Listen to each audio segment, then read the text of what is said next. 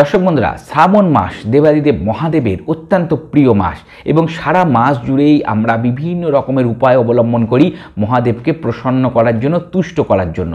এবং তার পাশাপাশি শিব পরিবারের উপাসনাও এই সময় করা হয়ে থাকে। মাতা পার্বতীর উপাসনা করি আমরা, দেবাদিদেব মহাদেবের পাশাপাশি আমরা গণেশ পুজোও করি, বিভিন্ন উপায় অবলম্বন করি, বিভিন্ন টোটকা অবলম্বন করি যাতে তারা প্রসন্ন হন এবং আমাদের উপরে আশীর্বাদ আসে, আমরা আমাদের বিভিন্ন রকম সাংসারিক জীবনের যে সমস্যা সেগুলো থেকে নিস্তার পেতে পারি। বন্ধুরা, এর পাশাপাশি আমরা শ্রাবণ মাসের যে কোনো মঙ্গলবার দেবাদিদেব মহাদেবের রুদ্র অবতার বজরংবলী স্পেশাল উপায় যদি কিছু করতে পারি, স্পেশাল পুজো যদি করতে পারি, তাহলে অবশ্যই বড় শ্রাবণ মাসের মঙ্গলবার, অত্যন্ত বড় মঙ্গলবার, সেই মঙ্গলবারে আমরা আমাদের অভীষ্ট লক্ষ্যে পৌঁছে যেতে এক কদম এগিয়ে থাকতে পারি। কি সেই উপায়, সেই বিষয়ে আলোচনা করব। আমি আচার্য ঋত্বিক চক্রবর্তী, সহজ ভাষা ধর্মকথার এই নতুন পর্বে আপনাদের সকলকে জানাই সুস্বাগতম। বন্ধুরা, সহজ ভাষা ধর্মকথায় আমরা প্রতিনিয়তই এই ধরনের ভিডিওগুলো উপস্থাপিত করি যেগুলো আমাদের জীবনের বিভিন্ন রকম সমস্যার স্থায়ী সমাধান আপনার হাতের কাছে পৌঁছে দেয় অত্যন্ত সহজ এবং নিখরচার উপায়ের মাধ্যমে। যদি আপনারা সেগুলো নিয়মিত পেতে চান তাহলে সহজ ভাষা ধর্মকথা আপনাদের এই প্রিয় চ্যানেলকে সাবস্ক্রাইব করে পাশে থাকা বেল বাটনটা ক্লিক করতে কিন্তু ভুলবেন না, যাতে পরবর্তী ভিডিও নোটিফিকেশনগুলো আর মিস না হয়ে যায়। বন্ধুরা, আমরা আমাদের হিন্দু ধর্মশাস্ত্রে পুরাণ কাহিনীতে চিরজীবীদের কথা শুনি যারা এখনও পর্যন্ত ধরিত্রীতে বেঁচে আছে, যেমন ধরুন অশ্বত্থামাজি।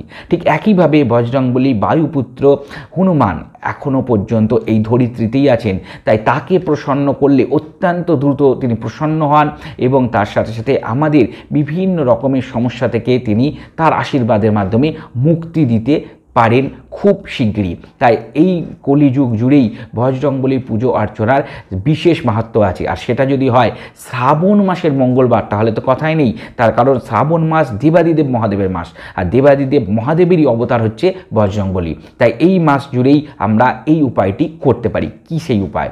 বন্ধুরা, এই উপায় করব কারা প্রথমে সেটা জানি।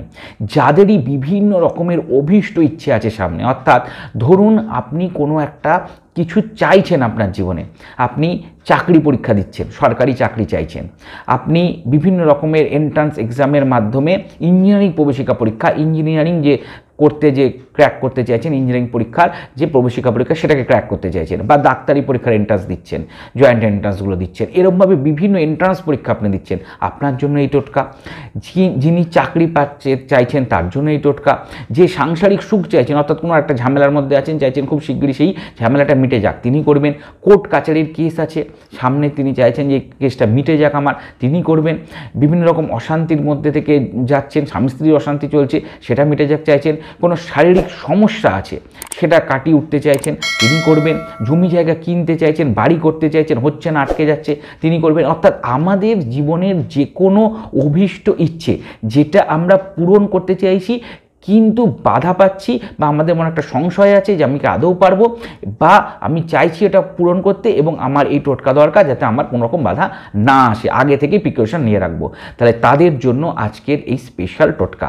কবে করতে হবে বুঝতেই পাচ্ছেন, মঙ্গলবার দিন করবেন।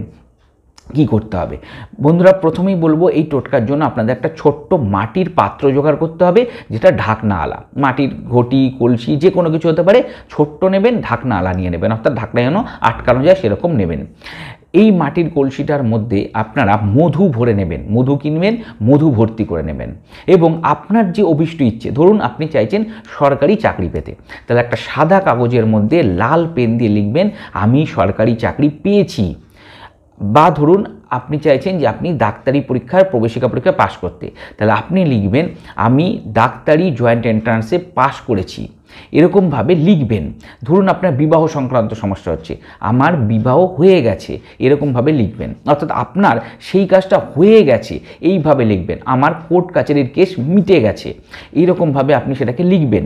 লিখে আপনি ওটার মধ্যে ওই যে মাটির পাত্র মধু ভর্তি তার মধ্যে ঢুকিয়ে দেবেন, চুবিয়ে দেবেন, এবং দুটো তুলসী পাতা ওর মধ্যে দেবেন, দিয়ে মাটির হাঁড়িটি বন্ধ করে দেবেন, ঢাকনা দিয়ে দেবেন, এবং একটা পারলে লাল কাপড় দিয়ে ওটাকে একটু জড়িয়ে বেঁধে দেবেন। ওটাকে নিয়ে আপনি চলে যাবেন কোনো হনুমান বজরংবলীর মন্দিরে এবং রেখে দেবেন বজরংবলীর কাছে। আপনার ওইখানে বসেই একটু জয় শ্রীরাম জপ করবেন এবং তারপরে আপনি হনুমান চাল্লিশা একবার পাঠ করবেন, নিজের অভীষ্ট ইচ্ছে বজরংবলীর কাছে নিবেদন করবেন, জানাবেন এবং বাড়ি চলে আসবেন। দেখবেন খুব শিগগিরই আপনার সেই অভীষ্ট ইচ্ছে আপনি পূরণ করতে পারবেন, যদি আপনি এই টোটকাটি সম্পূর্ণ বিশ্বাস সহযোগে করেন এবং যার উদ্দেশ্য করেছেন, যে লক্ষ্যে আপনি চলেছেন সেই লক্ষ্যের প্রতি আপনি ডেডিকেটেড হন, অর্থাৎ আপনার চেষ্টা থাকে এবং আপনি সততার সাথে তার পেছনে লেগে থাকেন, অবশ্যই আপনি সেটা সাকসেস করতেই পারবেন। কোনো রকম গ্রহগত বাধা আপনারা আসবে না, আপনি সঠিক রাস্তা পেতে থাকবেন এবং সঠিক জায়গায় আপনি পৌঁছে অবশ্যই যাবেন। শুধু শর্ত একটাই, আস্থা এবং বিশ্বাস নিয়ে কিন্তু টোটকা উপায়গুলো করতে হয়। বন্ধুরা, আশা করি সম্পূর্ণ বিষয়টি সহজভাবে বোঝাতে আমি সক্ষম হয়েছি এবং পর্বটি আপনাদের ভালো লেগেছে এবং উপকারও লাগবে। যদি মনে হয় এই পর্বটি কারোর সাথে শেয়ার করা দরকার, অবশ্যই বন্ধুদের সাথে শেয়ার করুন, সকলকে জানতে সাহায্য করুন। আর আমাদের ফেসবুক পেজ সহজ ভাষা ধর্মকথা একটা লাইক দিয়ে রাখুন, ওখানে হিন্দু ধর্মশাস্ত্রের বিভিন্ন বিষয় মন্ত্রতন্ত্র নিয়মিত আলোচনা হয়।